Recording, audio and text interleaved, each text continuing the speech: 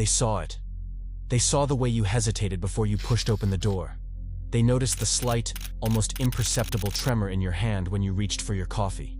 They saw that tiny, microscopic stain on your sleeve that you've been obsessing over for the last 3 hours. They are talking about it now. They are judging your posture, your tone, the rhythm of your breath.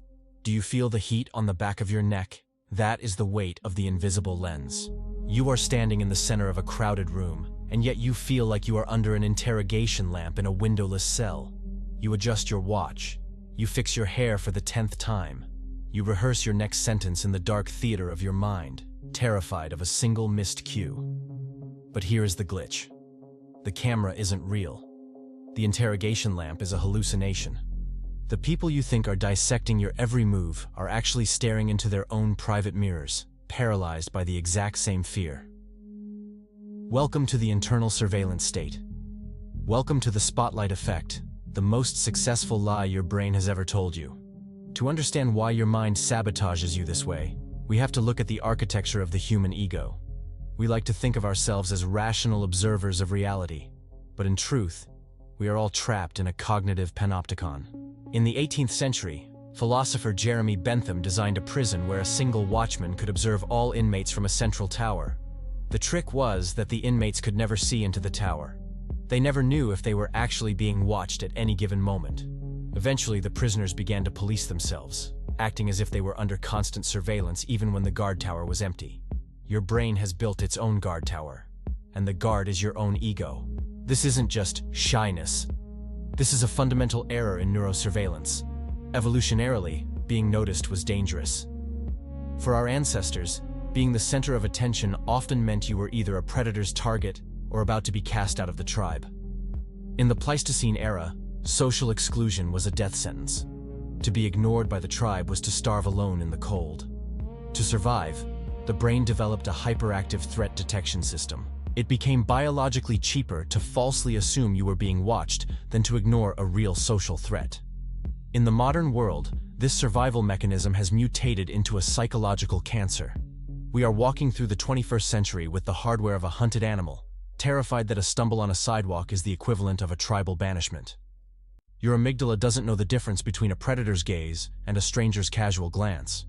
It treats both as a threat to your existence. This leads to what psychologists call the illusion of transparency. You don't just think people are watching your actions, you think they can see through your skin. You believe your internal state, your nervousness, your guilt, your insecurity, is leaking out of your pores like neon fluid. When your heart races in a meeting, you are convinced everyone can hear the thumping through the table.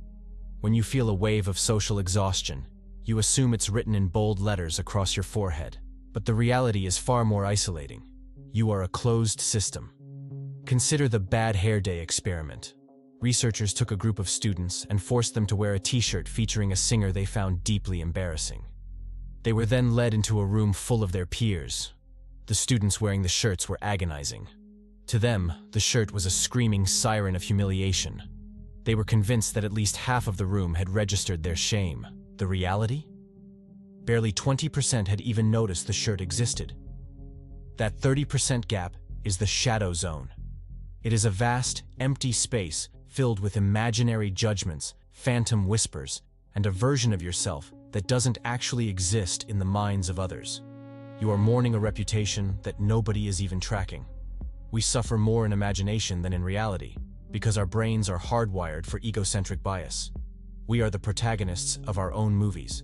Every sensation, every thought, every failure is experienced by us in vivid, high-definition IMAX. Because we are so intensely aware of ourselves, we make the fatal, arrogant assumption that everyone else is just as focused on us. But they aren't. They can't be. Everyone around you is currently drowning in the same sea of self-obsession. They are too busy managing their own internal cameras to notice yours. The man sitting across from you on the train isn't judging your shoes. He is terrified that you're judging his tired eyes. The woman in the office isn't replaying your awkward stumble during the meeting. She is replaying her own forgotten email. We are a society of ghosts, each haunted by the fear of being seen by other ghosts who are far too distracted to notice us. In 2026, this glitch has been weaponized by the digital world. Social media has turned the spotlight effect into a permanent state of being. We live as if we are always on stage, always being recorded, always one mistake away from a viral execution. The digital Panopticon has made us forget what it feels like to be truly alone.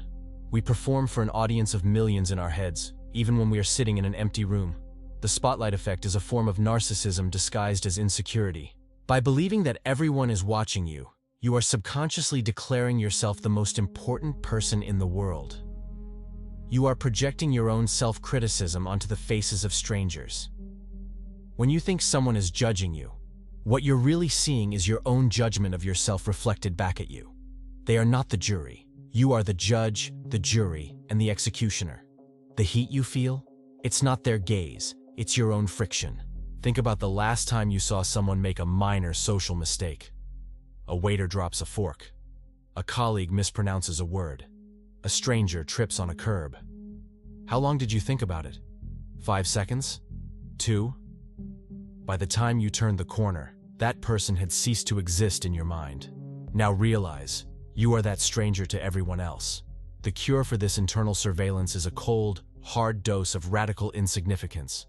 In a world that tells you you are special and everyone is watching, the most liberating thing you can realize is that you are utterly, beautifully irrelevant to the strangers around you. You are background noise.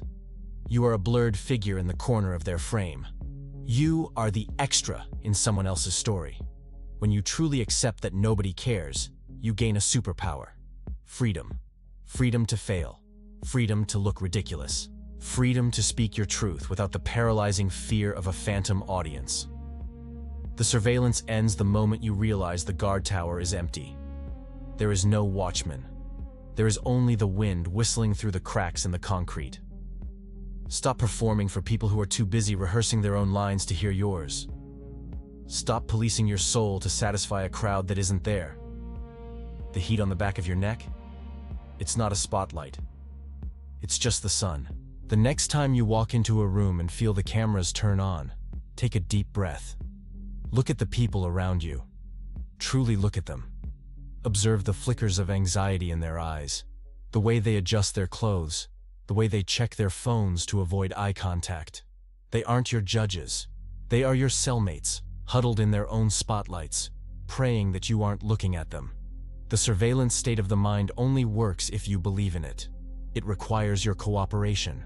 It requires you to feed the ego the fuel it needs to keep the spotlight burning. But you can choose to step into the shadows.